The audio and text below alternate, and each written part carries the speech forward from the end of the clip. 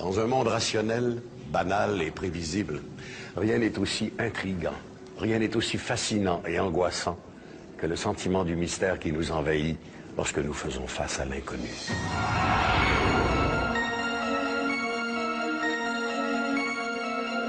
Une simple balade en voiture va transformer la vie d'un couple de la région de Lac-Bloussy au Québec. Par une nuit sans lune, ils vont croiser une bête inimaginable. Ont-ils vraiment vu quelque chose?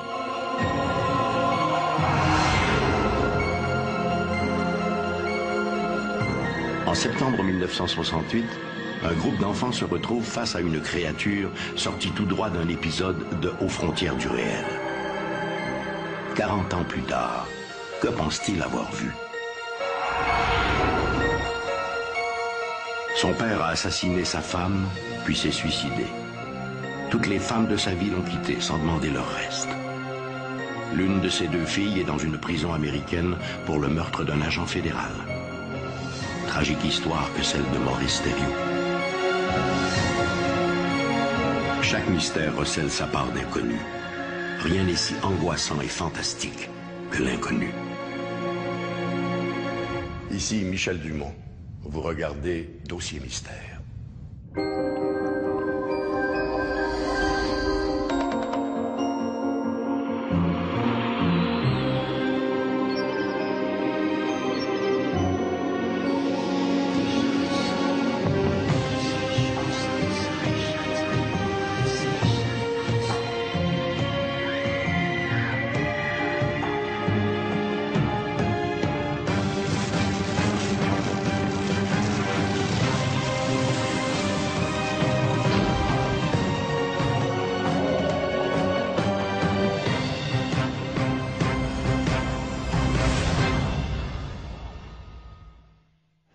Avec les années, et à force de publicité, certains phénomènes étranges sont devenus plus acceptables. Dire aujourd'hui qu'on a vu un fantôme n'est plus aussi dommageable pour sa réputation qu'il y a 30 ans. Par contre, d'autres phénomènes demeurent si hors normes qu'il vaut mieux garder le silence. Il y a plusieurs années, un couple du Québec a fait une rencontre inusitée au nord d'Ottawa. Il leur a fallu une bonne dose de courage pour en témoigner.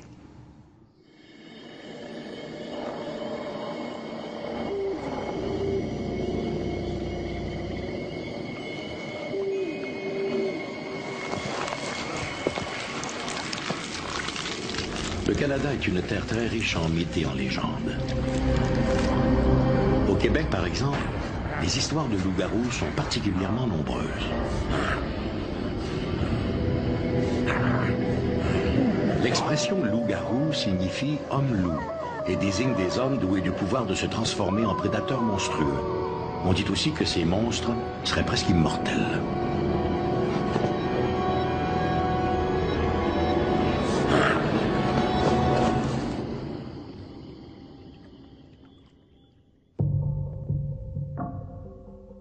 En juillet 1766, la Gazette du Québec annonce qu'un loup-garou courait dans le comté de Kamouraska. Le journal ajoutait que l'animal était aussi dangereux que celui apparu l'année précédente dans le Gévaudan, en France, où il avait terrorisé la population à tel point que le roi de France, Louis XV, dut y dépêcher son porte-arquebuse, le sieur Antoine de Beauterne.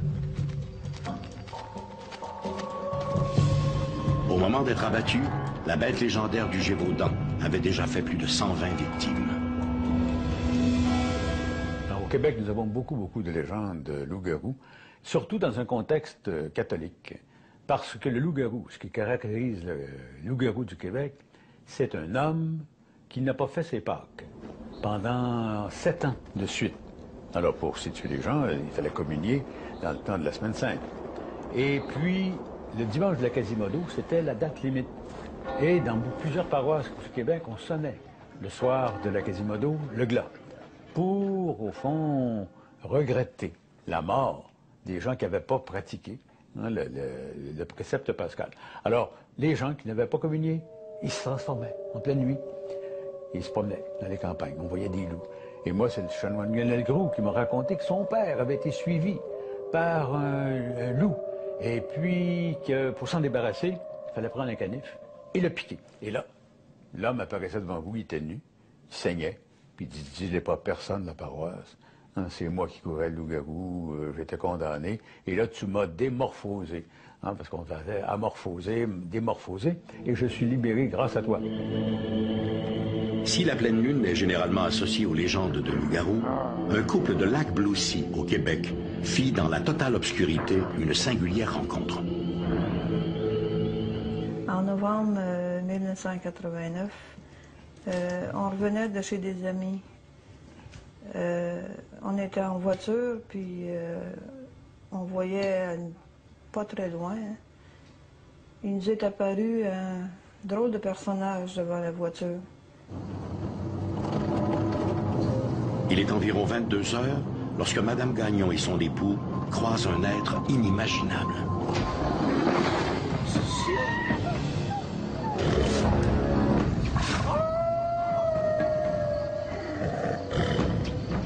On a vu un personnage poilu debout dans le milieu du chemin.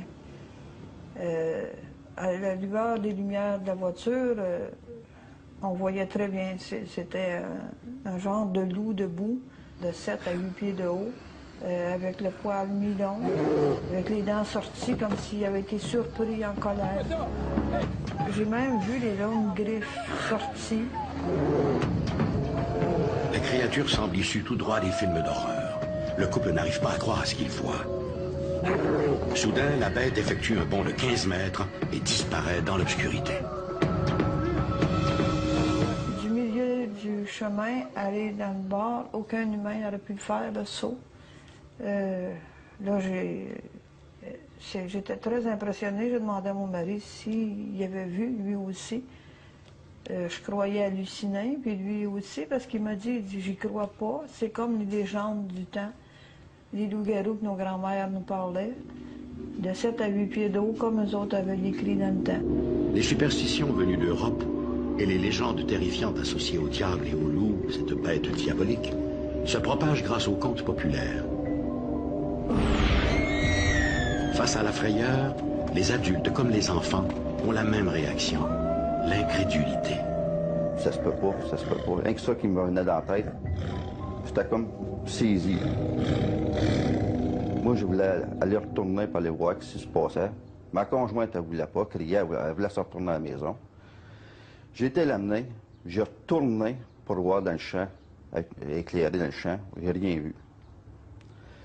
Le lendemain, soir après l'ouvrage, j'ai retourné dans ce coin-là, regarder s'il n'y avait pas des pistes sur le bord du chemin. Il n'y avait absolument rien. On a parlé à des amis de la chose qu'on avait vue, et puis nos amis ils disaient qu'on avait probablement bu ce soir-là ou qu'on avait pris quelque chose qui nous faisait halluciner, justement. Mais moi, je peux pas boire, j'ai jamais bu. Et puis, le côté de la drogue, j'y touche pas du tout. Fait que... Puis mon mari non plus. Puis on revenait de chez des amis qui boivent pas non plus. Fait que on était loin d'avoir pris quelque chose. On était loin d'être fatigué, il était pas tellement tard le soir. Ils n'ont jamais voulu nous croire. C'était la première et la dernière fois qu'on a parlé.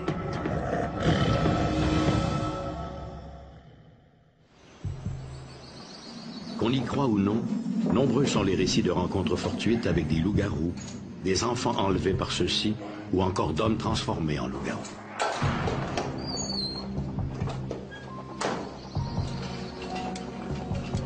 Entre autres, ce chasseur, du nom de Desjardins, parti pour un voyage de chasse un soir de pleine lune et qui n'aurait jamais été revu.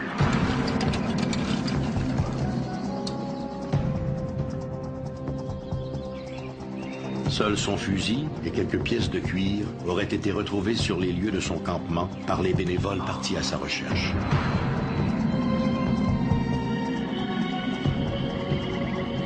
Mais les observations de loups-garous ne sont pas exclusives au Québec. Des expériences similaires vécues au Wisconsin sont rapportées dans le livre The Beast of Bray Road. Les observations de loups-garous regroupent un ensemble de témoignages où, dans la plupart des cas, les gens décrivent une créature plus ou moins humaine, de haute stature, couverte de poils, et dont la tête rappelle celle d'un loup ou d'un berger allemand. Les descriptions sont similaires et généralement les gens n'ont eu qu'un bref aperçu de la créature qui les regardait d'un air menaçant. Cela les a effrayés, bien sûr. Ensuite, la créature s'est enfuie dans les buissons ou les champs avoisinants. Ces observations ont débuté ici, dans cette région, il y a déjà plusieurs décennies, et elles continuent encore aujourd'hui. Parmi les témoins, on compte des chasseurs qui font eux-mêmes 2 mètres de haut, des types pas trop impressionnables, et qui ont l'habitude des ours et des animaux de la forêt. Pourtant, ils ont été très effrayés. Ils ignoraient qu'est-ce que cette chose pouvait bien être. D'ailleurs, beaucoup de témoins ont utilisé l'expression « cette chose » pour décrire ce qu'ils ont vu. Ils ont justement observé quelque chose qu'ils ont été incapables de comprendre. Cela les a probablement plus effrayés que l'animal lui-même.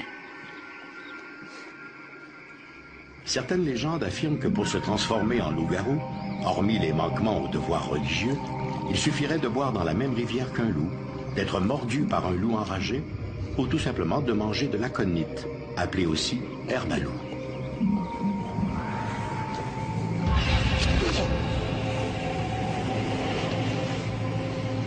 On raconte aussi qu'une façon de vaincre ces monstres quasiment immortels serait de les atteindre d'une balle en argent, faite à partir d'un objet consacré, tel un crucifix d'église.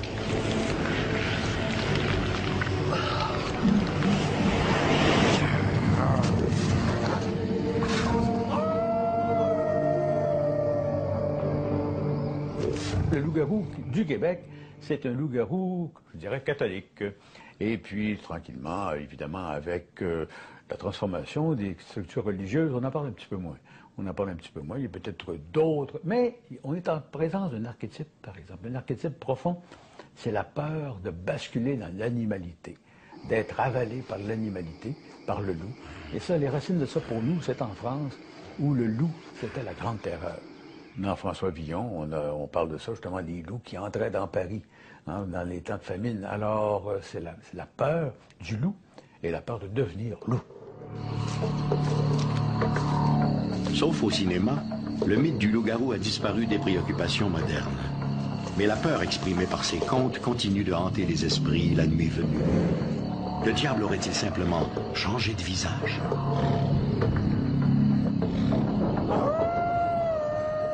On pourrait dire que le loup-garou se promène dans nos villes. Il se promène dans nos villes, mais il n'y a peut-être plus l'aspect d'un loup. Mais c'est le prédateur, c'est le maniaque, c'est le fou. Hein? C'est vraiment le psychopathe. Et c'est là le danger. Peut-être que derrière la grande image du loup-garou, il y a peut-être ces images de malades mentaux, de maladies mentales qu'on identifiait assez mal autrefois, mais des gens qui tuaient. L'idée que des êtres mi-hommes, mi-loups pourraient hanter certaines régions rurales d'Amérique du Nord paraît tout à fait absurde. Les scientifiques croient plutôt que ces observations, une fois éliminées les fraudes et l'hystérie collective, pourraient être liées à quelques individus souffrant de troubles physiques et mentaux. 2 maladies pourraient être à l'origine de ces comportements: la porphyrie de Gunther et la lycanthropie. Vous êtes dans un monde maintenant beaucoup urbanisé, mais ce qui est très curieux, c'est que le merveilleux va entrer par une autre porte, et par les légendes urbaines. Vous allez avoir tout un nouveau merveilleux qui arrive, et je dirais que la peur est toujours présente. La peur de l'autre, la peur de l'étrange, la peur de l'étranger, la peur du mal est toujours là. On ne sait jamais, le mal est peut-être notre voisin. Et puis dans chaque homme aussi, il y a toujours des traces du mal. Il y a toujours des traces du mal. Le loup-garou est peut-être dans chacun de nous.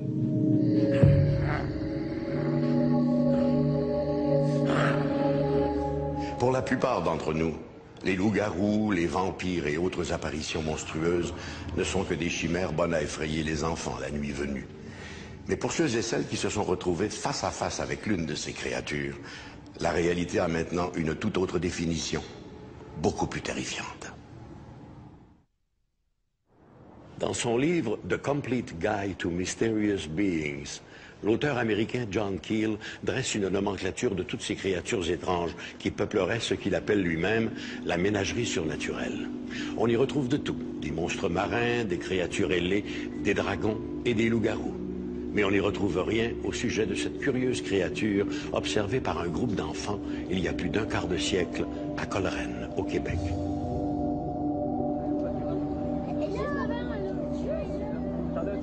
Septembre 1968. Dans le petit cimetière de Coleraine, au Québec, 2 hommes et quelques enfants avancent d'un pas décidé. La troupe se dirige vers un immense rocher situé complètement à l'arrière du cimetière. La particularité du rocher est une cassure formant une cavité étroite en son centre. Oui, c'était en haut puis dans la crevette. Et c'est justement cette caverne qui intéresse les visiteurs. Paul Bogus, le plus vieux des 2 adultes, se glisse à l'intérieur. Pendant un instant, il prête l'oreille, attentif au moindre bruit. Il écoute le silence, un silence troublé uniquement par les affirmations soutenues des jeunes restés à l'extérieur. Les enfants jurent que leur histoire est vraie, mais il leur en faudra beaucoup plus pour convaincre les adultes. Au bout de quelques minutes, Paul ressort de la caverne, exaspéré d'avoir mordu au piège que lui ont tendu les enfants.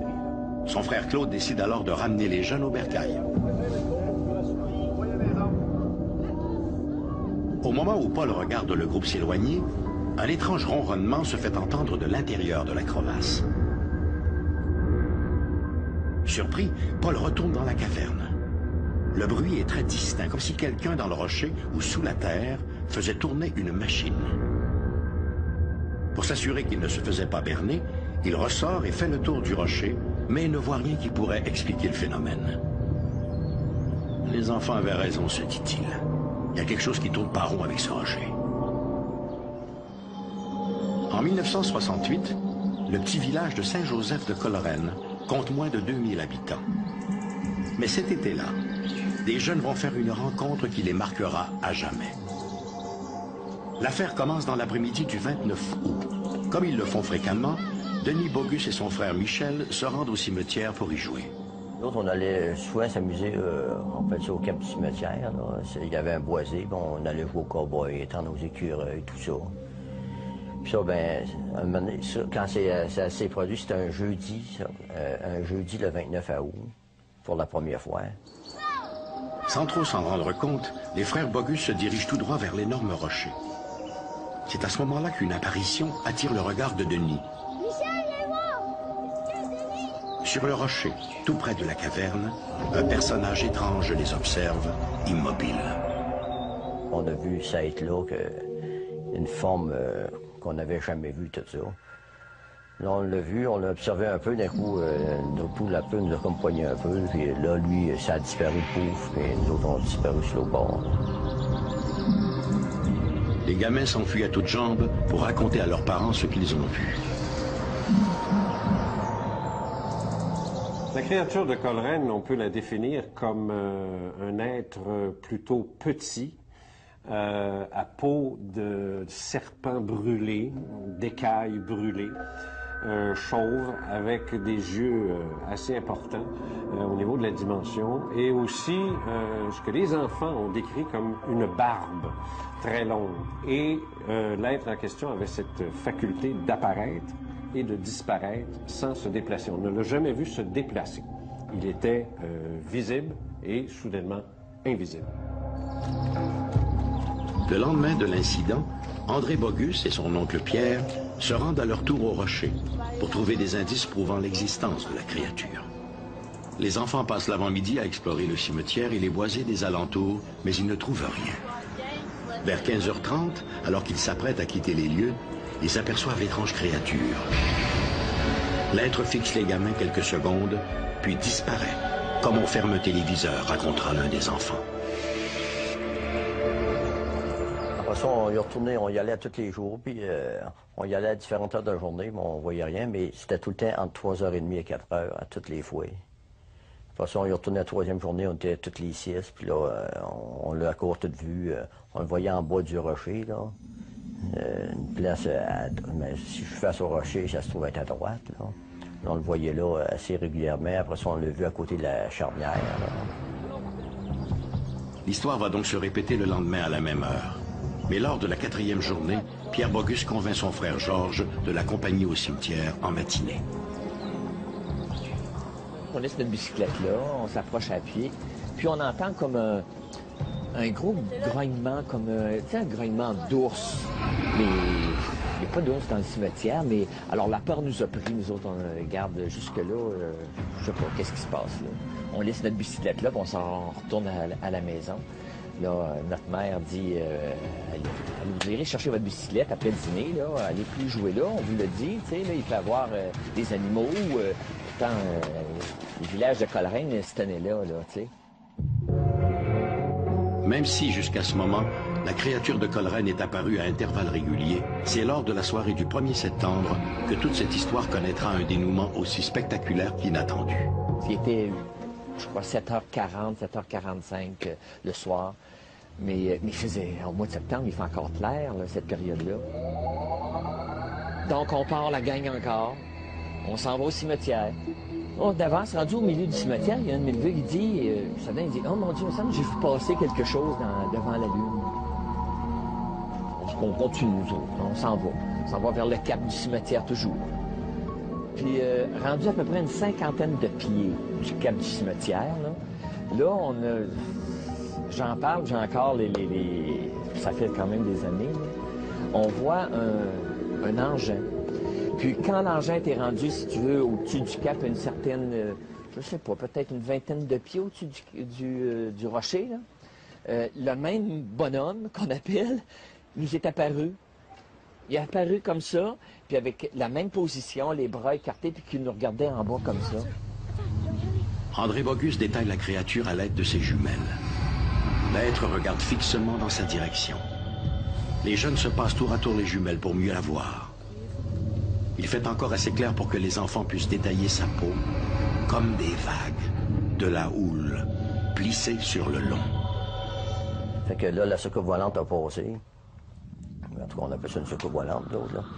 Puis là, quand elle a passé, là, quand elle est arrivée vis-à-vis l'être, là, lui, il a disparu, pouf. Puis ça l'engin a continué, et puis on l'a perdu de vue. Ce sera la dernière fois que la créature fera son apparition, et malheureusement, seuls les enfants Bogus ont été témoins de ces apparitions échelonnées sur 4 jours. Ils subiront les sarcasmes de leurs compagnons et seront appelés à raconter leur histoire à plusieurs reprises. Plusieurs sceptiques ont crié au canular. Mais encore aujourd'hui, 35 ans plus tard, les Bogus continuent de maintenir leur version des faits. Pour eux, ces événements sont authentiques et n'ont rien à voir avec l'imagination d'enfants. C'est la première chose que j'ai demandé à mes enquêteurs et qu'on a fait, observer les enfants quand ils nous parlent. Et ces enfants-là nous regardaient droit dans les yeux, avec une dramatique, une espèce de passion dramatique, si je peux dire, dans le visage, dans la voix, dans la façon de le raconter, sans jamais se consulter du regard. Et ça a été, pour moi, une révélation. Je me suis dit, c'est extraordinaire. Ces enfants-là ne mentent pas. Je n'ai pas de preuves. Mais je peux vous dire, pour avoir été père de famille, ces enfants-là ne mentent pas. Les statistiques démontrent que dans un rayon de 300 km autour de chez vous, peu importe où vous habitez, quelqu'un a déjà fait une rencontre avec une créature insolite. Un jour, peut-être que ce quelqu'un, ce sera vous. De tous les phénomènes surnaturels, la possession diabolique est sans doute l'un des plus controversés. Le diable existe-t-il réellement? Peut-il investir la chair? Quelqu'un peut-il devenir la victime des attaques répétées du malin? Au-delà du débat entre la science et la foi, il y a les victimes. L'affaire Maurice Thériault est l'histoire tragique de l'une de ces victimes.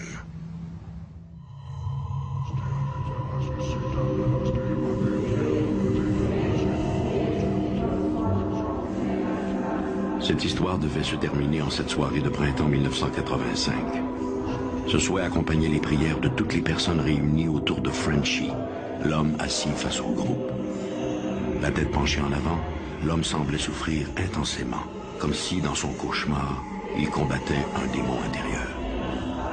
Esprit impur, qui que tu sois, je t'ordonne de laisser ce serviteur de Dieu.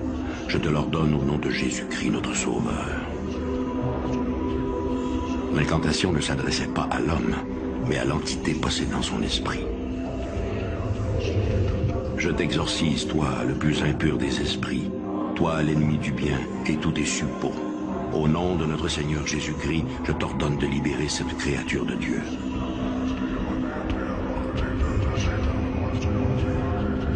Mis à part le policier qui filmait l'étrange rituel, l'Assemblée, motivée par la peur, priait maintenant avec ardeur.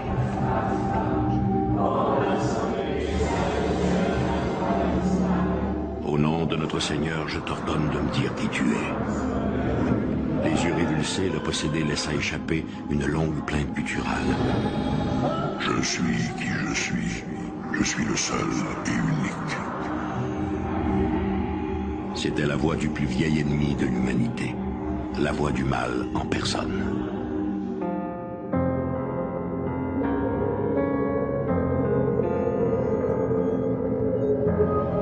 Maurice Thériault voit le jour en 1935. Il est le premier-né de Emelda et Maxime Thériault, un couple d'agriculteurs de Sainte-Agathe au Québec. Le jeune Maurice n'a pas encore 10 ans lorsque ses parents décident d'aller s'installer à Fort Kent, dans le Maine, aux États-Unis. Ces années d'après-guerre sont difficiles et le gamin doit travailler de longues heures au champ pour aider son père. Il travaillait sur la ferme avec son père, dans le Maine. Il y était obligé, c'était son devoir. Il a quitté l'école en 3e année. Il travaillait à la ferme et s'occupait des tâches ménagères et de ses frères et sœurs. Maurice was a normal kid to a certain extent. Jusqu'à un certain point, Maurice était un enfant normal, jusqu'à l'âge de 8 ou 9 ans. Mais un jour, il a été témoin d'un événement dans la grange. Il a vu son père se livrant à un acte de bestialité. Son père s'est mis à le détester à cause de cela et l'a forcé à l'imiter.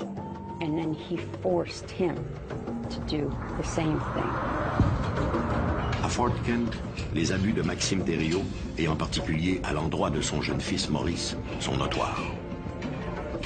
Comme dans bien des cas d'abus, la communauté préfère fermer les yeux. Sans aucun soutien, le gamin, laissé à son triste sort, ne peut que rêver du jour où il pourra s'affranchir de son père brutal.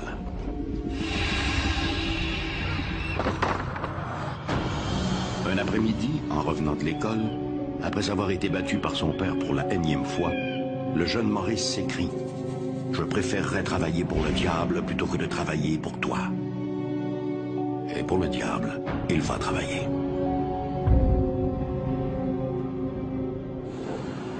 À 21 ans, le jour même de sa majorité, il quitte le foyer familial sans prévenir personne. Maurice prend un billet d'autobus pour New Britain, au Connecticut. C'est là qu'il tombe amoureux de Patricia Ann O'Brien. Hélas, l'union ne dure pas.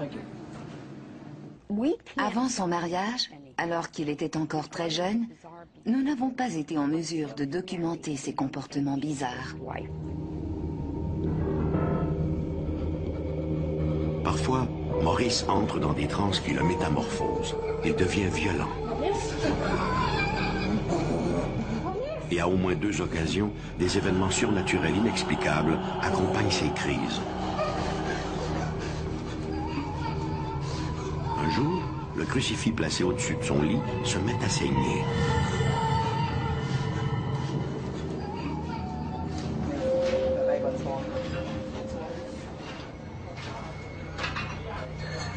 Au moins à une autre occasion, des témoins jurent avoir vu Maurice Thériault à 2 endroits différents en même temps. Des incidents très étranges se sont produits, comme la bilocation, cette faculté d'être à 2 endroits à la fois. La bilocation peut être possible soit par l'intervention du divin, comme dans le cas de Padre Pio qui a vécu à notre époque, soit par le malin, comme dans le cas de Maurice. Ces phénomènes effraient Patricia, qui préfère le divorce à cette menace. Maurice est de nouveau livré à lui-même. Peu après, il fait la rencontre d'une autre femme, Tina. Cette nouvelle union dans la vie de Maurice Thériault, surnommé Frenchy à cause de son accent, ne durera pas non plus.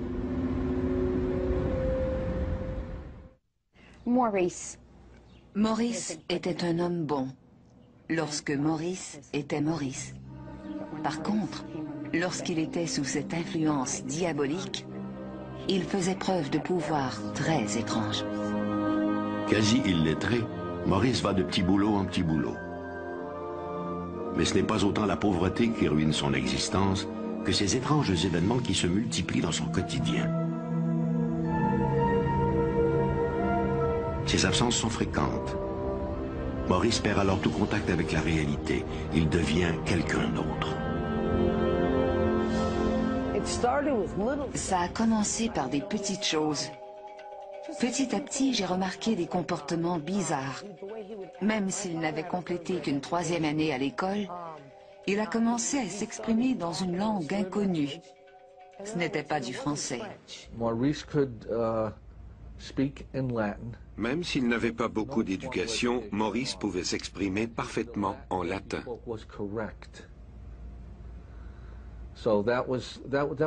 Rares sont les gens qui peuvent parler une langue morte, et encore moins faire référence à des citations religieuses très précises.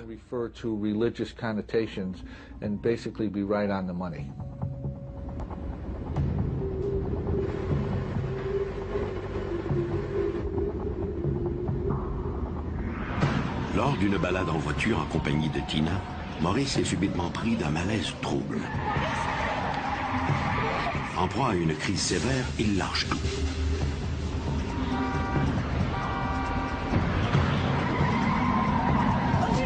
Tina voit distinctement le volant et l'accélérateur réagir comme si quelqu'un conduisait la voiture. Les tentatives désespérées de Tina pour sortir son mari de sa torpeur demeurent vaines.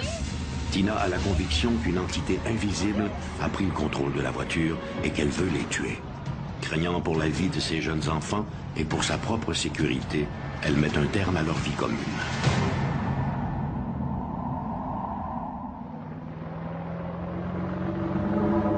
Après une longue période de solitude, à la fin des années 1970, Maurice fait la rencontre de Nancy. Avec elle, il a l'impression que cette fois, les choses peuvent vraiment changer. Mais Maurice est toujours victime de ces crises mystérieuses. En juin 1982, le père de Maurice, Maxime, cet homme qu'il a tant détesté, abat de sang-froid sa femme avant de retourner l'arme contre lui-même. Mes grands-parents étaient allés en vacances en Oklahoma. Ma mère m'a appelé à l'école pour m'annoncer que grand-papa avait abattu grand-maman d'une balle dans la tête et qu'il s'était suicidé. Il s'est tiré.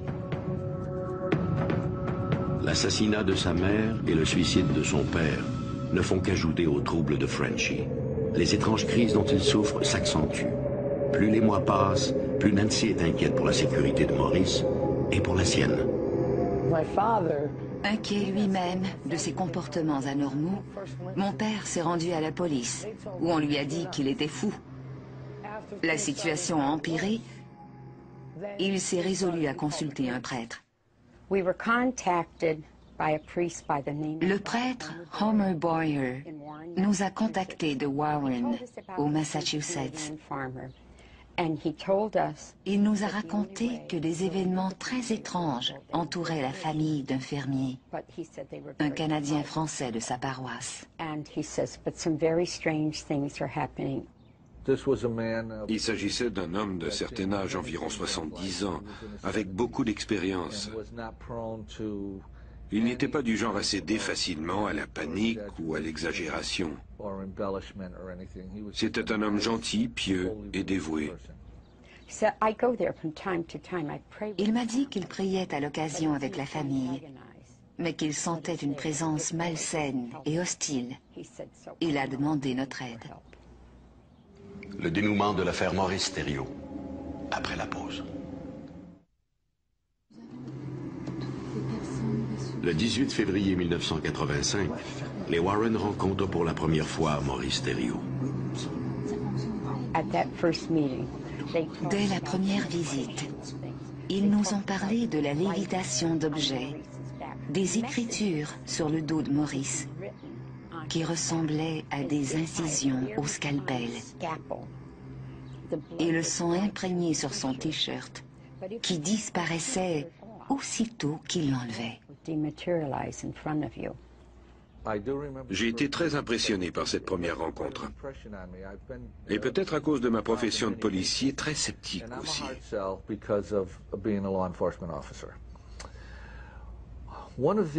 On dit que l'un des premiers symptômes de la possession est l'expression d'une force décuplée.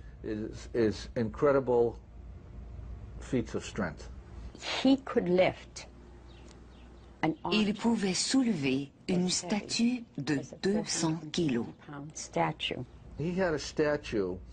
Il possédait une statue de béton très lourde qu'il avait récupérée dans un cimetière. C'était une statue de Sainte Thérèse, je crois. Elle tenait des roses, mais les fleurs étaient brisées, et c'est pourquoi on l'avait écartée. Quoi qu'il en soit, Maurice, lorsqu'il faisait appel à cette entité qui le possédait, pouvait la soulever uniquement avec le bout de ses doigts.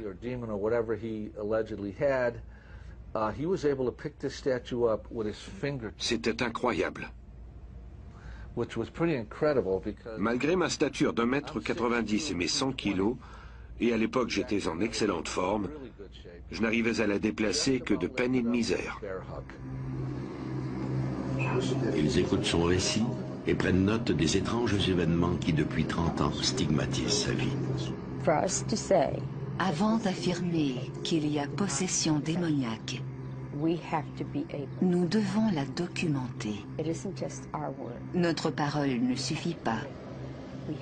Nous avons fait admettre Maurice dans une institution psychiatrique du Massachusetts pendant 30 jours, où il a été évalué par des médecins.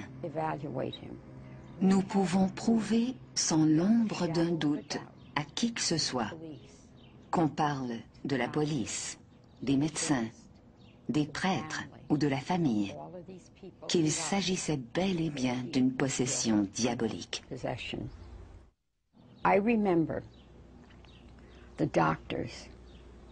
Lors d'une rencontre avec les médecins, tous étaient d'avis qu'aucune pathologie ne pouvait expliquer les phénomènes bizarres autour de Maurice. Pour eux, il ne fait aucun doute que Maurice Thériault est victime d'une, sinon de plusieurs entités diaboliques. Nancy, Maurice, Ed, moi-même et le père Homer Boyer avons rencontré l'évêque Timothy Harrington. Il a été tellement ému par la situation désespérée de cet homme qu'il l'a serré dans ses bras et lui a dit « Je vais t'aider, mon fils ». C'est ce jour-là qu'a eu lieu le premier exorcisme. Le dimanche suivant, Maurice et Nancy se sont rendus à l'église. Au moment d'arriver en haut de l'escalier, Maurice a fait une culbute dans les airs et s'est retrouvé en bas sans une égratignure. C'est là que nous avons décidé de faire un deuxième exorcisme. Un troisième exorcisme a eu lieu le 2 mai 1985.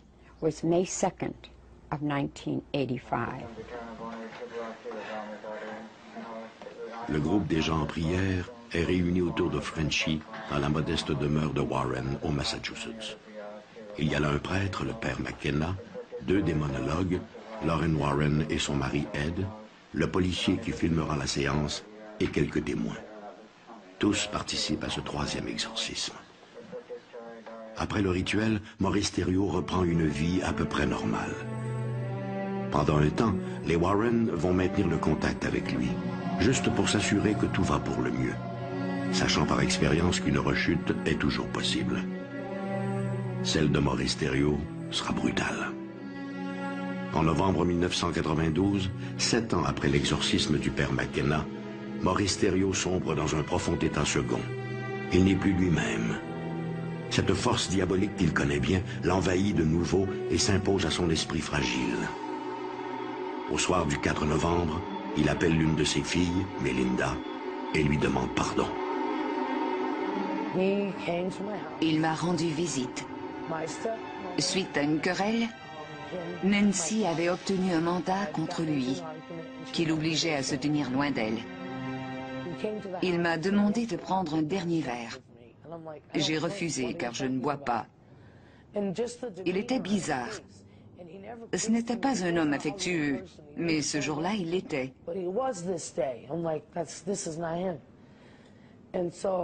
Plus tard, j'ai fait part de mes craintes à ma sœur, Maureen. Je lui ai demandé de m'accompagner jusqu'à la ferme pour éviter, je ne savais trop quoi.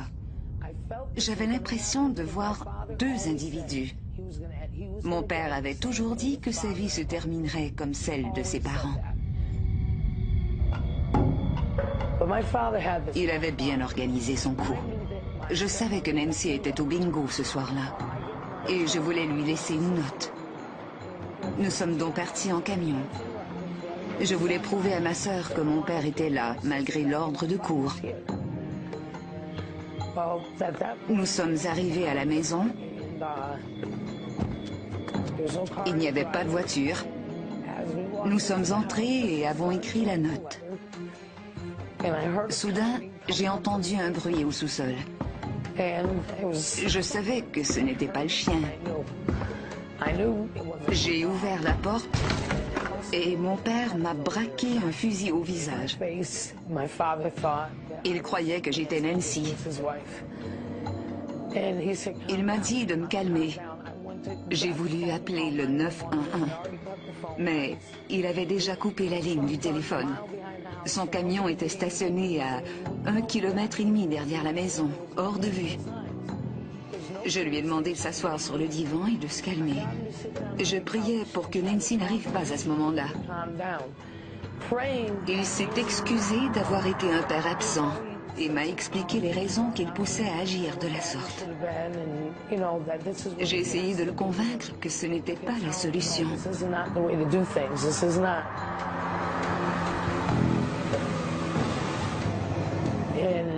Tout à coup, Nancy est arrivée. Il était enragé.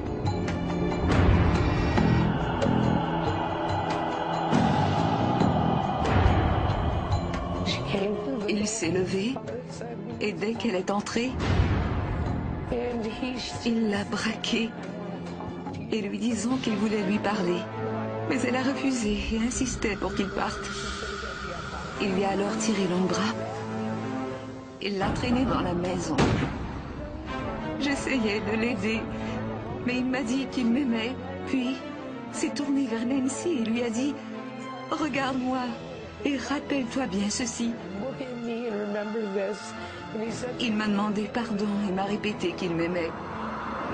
Il a alors placé le canon dans sa bouche et a tiré. Il m'a laissé avec beaucoup de questions et beaucoup de cicatrices. Certaines familles sont marquées par la fatalité. Comme si, de génération en génération, un mauvais sort s'acharnait sur ses membres sans que personne ne puisse y trouver la moindre explication rationnelle. Aveuglément, la malédiction frappe autant l'innocent que le coupable.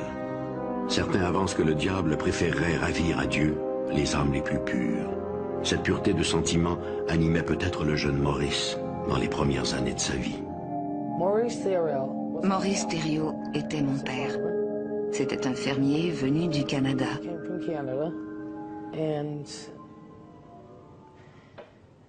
Il a vécu une situation difficile. Pour la communauté scientifique, la possession diabolique se résume à quelques maladies mentales ou quelques troubles de la personnalité. Pourtant, au plus fort de ses crises, Maurice Thériault avait consulté un médecin qui ne lui avait trouvé aucune pathologie particulière. Était-ce une autre ruse du diable? Pour un individu, une fois piégé dans un univers aussi trouble, sans aucune certitude possible, la mort est-elle la seule issue? Depuis l'aube des temps, l'homme pressent l'existence de pouvoirs mystérieux. Pour certains, ces pouvoirs sont ceux du divin. Pour d'autres, ces forces mystérieuses sont le fait, au contraire, de pouvoirs inconnus cachés en chacun de nous, révélés grâce à notre sixième sens.